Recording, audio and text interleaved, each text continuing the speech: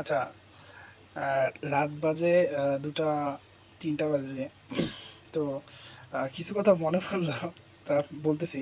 সেটা হইলো, আমি এই যে ইয়া কাজ করতেছি, রাত জেগে কাজ করতেছি, ভিডিও দেখতেছি, কিভাবে আরো ভালো করা যায়, গিগগুলো ভালো করা যায়, কিভাবে কি করা যায়, কিভাবে কাজ নামাইতে হয়, এগুলো একটু দেখাদেখি করতেছি।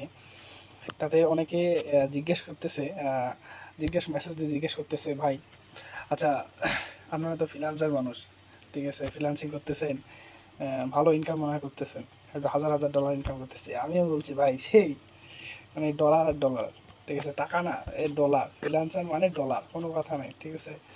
কি আর বলি, আপনাদেরকে দেখাই যে আমার গিগটা একটু আপনাদেরকে দেখাই, ভালো লাগবে।